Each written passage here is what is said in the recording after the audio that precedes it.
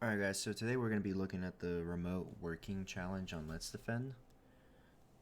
This challenge is pretty straightforward. It's really just going over how virus total works and what you can find on it and how useful it can be. I don't think I actually even left virus total to answer all these questions. So it's pretty straightforward. A good recap of any of the training that might have been done in the LetsDefend training path. And so let's just go ahead and kick it off. So I'm gonna minimize this. Also, as always, I'm gonna turn off my monitor so I don't interrupt anything. Basically, I already downloaded the file and just ran it here in virus total. So first question was, what is the date the file was created? So really all you need to do is go to details, and right here you can see creation time. And I'm pretty sure the format from what the hint said was basically just that, and that should get you your answer there. So yeah, under details you can find stuff like history, some hashes and stuff like that. Alright, so moving on to the next question. What is the name? Well, with what name is the file detected by Bitdefender antivirus? So this took a little bit of guesswork, mostly because, so if you go to detection, you can see all the antivirus softwares that have detected this. You scroll, it may look different for you, but the Bitdefender is right here for me. And basically what they're asking you is this whole thing right here. That is the name. For a while I was kind of not guessing, but like I just did generic KD, then Trojan.generic KD, and then finally I was like, okay, let me just try all of this. Did all of that, it worked. So that is the answer that you're looking for number 2. Number 3 is how many files are dropped on the disk. So if we go to, I believe it's relations, and you scroll down to drop files. Now, there's something to keep in mind about virus total is that all the information you see on here is an accumulation of multiple sandboxes and AVs and of what they have put out. So the reason I say that is because when I scroll down here under relations, I saw 5 drop files, right? It also shows you right here in this little graph. I tried putting in 5, that was not the answer. But under behavior, you can actually see like these are all basically the sandbox reports, and all of what you see here is a grouping, or all of the reports basically kind of combined as one. Now what ended up happening, in like right here you'll see like I put drop files right here, so 4 and 1 text. So I still added up to 5, so I thought, okay, well, let me just do 4 then. Ignore the text one. Still wasn't the answer. And it wasn't until I went to here, these are all the sandboxes, like I said, and actually each one of these little icons tells you something. So I think the triangle is detections. You hover over it and it tells you what it is and what each one found. And so it's this one right here that tells you drop files. Now, Zenbox told me 3.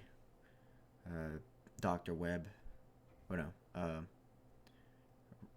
I'm not going to say that first part because I have no idea what that says.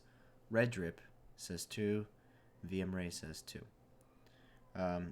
My next guess was 3, and that actually ended up being the answer for that. So I'm not sure, I guess, how they could word this differently to kind of make it more simpler. Because really, if you go in relations, it just says 5, and that's kind of what I assume that they were talking about.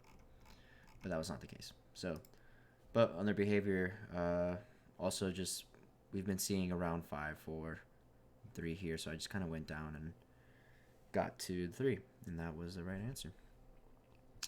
Next question is, what is the SHA-256 hash of the file with EMF extension it drops? Okay, so basically what is the SHA-256 hash of the file with the EMF extension? extension.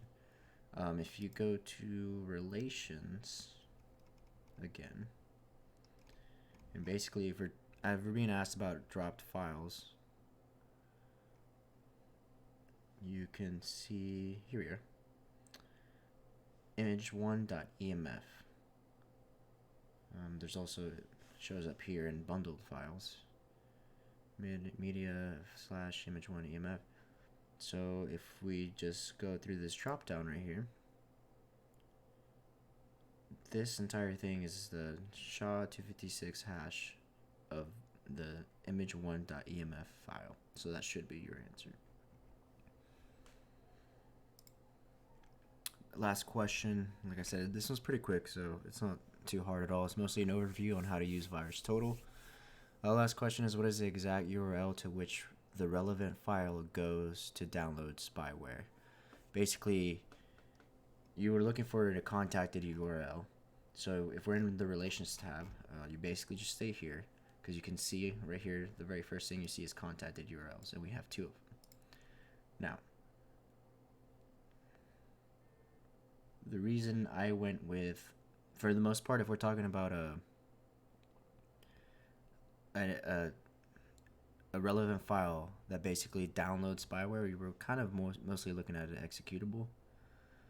Luckily, I mean, this one only had 2 anyway, so you could have just guessed which URL, but one, you want to make use of the hints, so detections, there's 5 here. And then also we have an executable, so this is your answer. And that should be pretty much it, honestly. I think if we go ahead and get to my actual Let's Defend challenge, we'll review real quick. What is the date the file was created? There you are. Under details, what is the name? With what name is the file detected by Bitdefender antivirus? Again, under detections, it'll show you that, and it's not just Bitdefender that also names it this. I think if we look back, there's a couple. AdAware, for example, Acrobit. You know, it just goes on. Not everyone names it the same thing. I'm not sure why, but that is what it's asking. How many files are dropped on the disk? That one was a little bit of a educated guess in a sense. What is the SHA-256 hash? Basically, just go to relations again, and I think it was on the relations, right? Yep. Drop files. You end up seeing the .emf extension drop down. SHA-256 right there. Bam. Last one. Exact URL. You stay under relations, but you scroll to the very top and you get to contacted URLs, and it's the executable, and it also has 5 detections. And I think really that's it. That should be it for remote working. I've already completed a couple other ones that I'll do more videos on later, and I'll see you guys on the next time. Thank you so much.